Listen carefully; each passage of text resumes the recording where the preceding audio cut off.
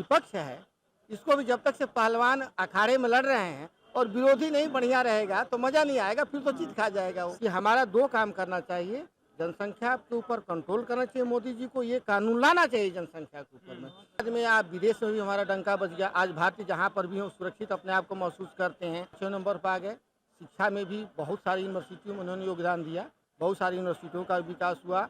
हर तरह का जितने सामाजिक, आध्यात्मिक, आर्थिक सारी शक्तियों का इन्होंने विकास किया। खतरे में नहीं है, लोकतंत्र खतरे में नहीं, निश्चित रूप से खतरे में। मेरा नाम AK पांडे है। वर्तमान सरकार को 10 में से कितना नंबर देंगे? वर्तमान सरकार दिल्ली की कि केंद्र की? केंद्र की। केंद्र की सरकार में से 10 में से 9।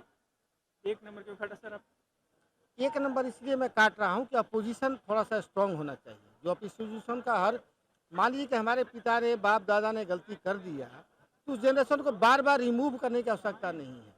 मतलब बार बार बताएं कि फलाना ने गलती किया होगा, ठीक है, जरूर ने कर दिया। वर्तमान समय में हमारी और पूरी बहुमत की सरकार है और बीजेपी अच्छे काम कर रही हर तरह से और बढ़िया है, कुल मिलाकर हर तरह से बढ़िया है। हाँ, थोड़ा सा ये है कि हमारा दो काम करना चाहिए, जनसंख्या के ऊपर कंट्रोल करना चाहिए मोदी जी को, ये कानून लाना चाहिए जनसंख्या के ऊपर में।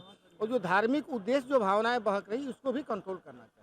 जनसंख्या जब तक से कंट्रोल नहीं होगा कोई भी सरकार कुछ भी नहीं करेगी, क्योंकि रिसोर्सेज हमारे लिमिटेड हैं और जनसंख्या आज हम विश्व के नंबर 1 पर हो गए। इसलिए मोदी सरकार को जनसंख्या के लिए कुछ कानून बनाना चाहिए कि भाई ये ऐसा ही होगा। ये जनसंख्या जब तक से नहीं कंट्रोल होगा कोई भी सरकार केवल थोथबाजी करती रहेगी और बाकी वास्तविकता कोई विकास नहीं होगा। आज बेरोजगारी देख लीजिए, सारे विश्व में सबसे अधिक युवा शक्ति हमारे पास है, फिर भी लेकिन बेरोजगार है। सबसे सस्ती मजदूरी है, फिर भी हमारे यहाँ विकास उतना नहीं है। विकास का मतलब नहीं कि लंबी लंबी बिल्डिंगें बना दिए, मीनार बना दिए, कुछ लोग BMW में घूमे, वो विकास नहीं का। विकास असली जब तक से लास्ट अंतिम व्यक्ति तक न पहुंच जाता है विकास, जब तक उसको विकास नहीं मानेंगे आप। मेरा ये है। अच्छा, एक सवाल मेरा होगा सर आपसे कि आपने कहा कि विकास इस तरीके का होना चाहिए। हाँ, मैं बताता हूँ।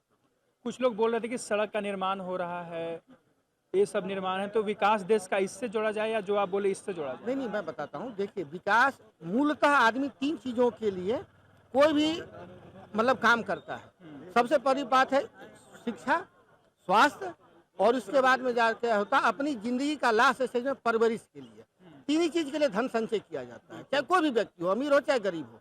पहला है शिक्षा। जो शिक्षा ये जो कुकुरमुत्ते की तरह खुली हुई है, जो विद्यालय महानगरों में जो छाए हुए हैं, A grade, B grade, C grade, D grade, जिसमें बड़े लोगों के बढ़, हाँ, ये समझ लें कि इनको खत्म करना चाहिए।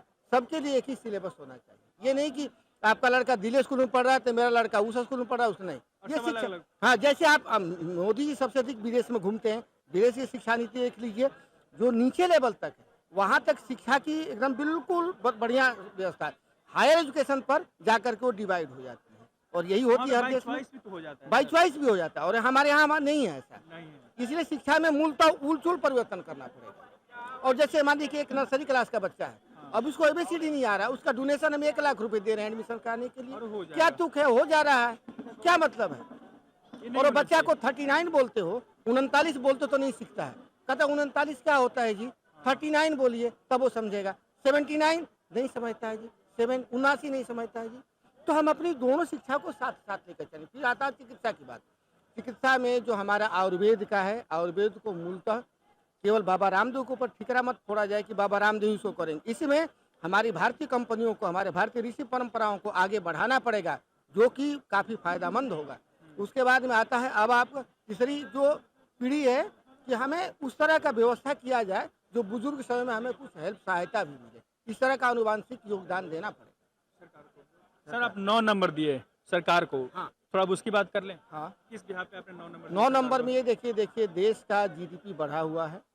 5वें नंबर पर हम आ गए वर्ल्ड में। हाँ, वर्ल्ड में 5वें नंबर पर आ गए। शिक्षा में भी बहुत सारी यूनिवर्सिटियों में उन्होंने योगदान दिया, बहुत सारी यूनिवर्सिटियों का विकास हुआ। हर तरह का जितने सामाजिक, आध्यात्मिक, आर्थिक सारी शक्तियों का इन्होंने विकास किया, समावेशी ढंग से विकास किया। उसके बाद में आप विदेश में भी हमारा डंका बज गया, आज भारतीय जहाँ पर भी हो सुरक्षित अपने आप को महसूस करते हैं। तो हर तरह से ठीक है। केवल 1 नंबर इसलिए मैंने काटा, ये जो विपक्ष है इसको भी जब तक से पहलवान अखाड़े में लड़ रहे हैं और विरोधी नहीं बढ़िया रहेगा तो मजा नहीं आएगा, फिर तो जीत खा जाएगा वो। शायद जनता रिग्रेट कर रही हो कि इतना सीट बीजेपी को नहीं देना चाहिए था। हाँ, कम करना चाहिए था, कम करना चाहिए थोड़ा, ताकि मतलब आप इनको अहंकार ना हो।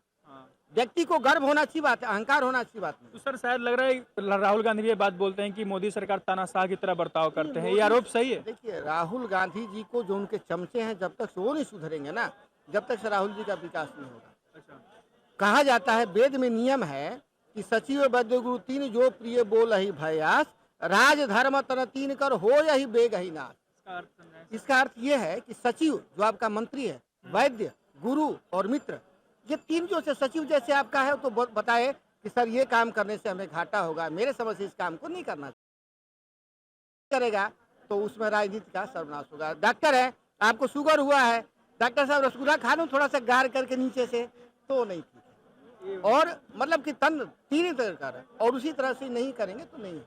चापलूसों को उनको हटाना पड़ेगा। तो तानाशाह की तरह बर्ताव मतलब नहीं कर रहे मोदी जी? तानाशाह की तरह बर्ताव नहीं कर रहे हैं। मतलब लोकतंत्र खतरे में नहीं है, ये भी लोकतंत्र कहते खतरे हैं। में नहीं है, लोकतंत्र खतरे में नहीं, निश्चित रूप से खतरे लेकिन में लोकतंत्र के विपक्ष को मजबूत होना भी नहीं। जरूरी है। बहुत मजबूत नहीं, अगर ऐसा रहेगा तो आने वाले समय में लोकतंत्र खतरे में भी हो सकता है। अच्छा, मतलब 29-34 जाते जाते हो सकता है। अतिशय रगड़ करे जो कोई तो अनल प्रकट चंदन ते हुई। जब किसी में बहुत ज्यादा उन्मत्तता आ जाता है तो चंदन में भी अग्नि पैदा हो जाती है, तो हो सकता है, अहंकार हो सकता है। एक आरोप लगता है कि जब से मोदी जी आए हिंदू मुस्लिम बढ़ गया है। आप भी देखिए, मानते हैं हिंदू इसे? मुस्लिम ठीक है, बढ़ा हुआ है, लेकिन मेरे कहने का मतलब जब हिंदुस्तान है, हिंदुत्व है, तो हिंदू होने से क्या बुराई क्या है? हिंदू हिंदू नहीं, हिंदू एक धर्म नहीं है, हिंदू एक परिवेश है। हिंदू में सब जाति समाहित है, इसमें हमने बांटा हुआ है हिंदू और मुस्लिम। हमारा जो आर्यावर्त देश है, इसका सबसे पहला नाम आर्यावर्त रहा। आर्यावर्त में सामाजिक विकास हुआ, उसके बाद में धीरे धीरे देखिए ये जो आर्यावर्त है, इसको चेंज करते करते करते करते हिंदू, पहले सिंधु था।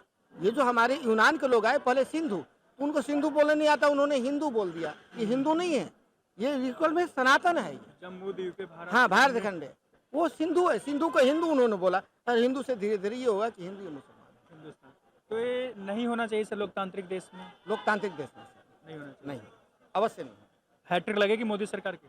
अवश्य नहीं। आपने जिस तरीके से नंबर दिया निश्चित तौर पर लग जाएगी। 100%। चलिए, अच्छा लगा बात करके। आपने सुनी जनता की राय, 10 में से लोग कितने नंबर दे रहे थे सरकार के? कुछ लोगों ने कहा 0, तो कुछ लोगों ने कहा कि 10 में से 10 देंगे, कुछ लोगों ने कहा 9। आपने देखी सबकी राय। देखते रहिए लोकसभा, बने रहिए हमारे साथ। जय हिंद, जय भारत।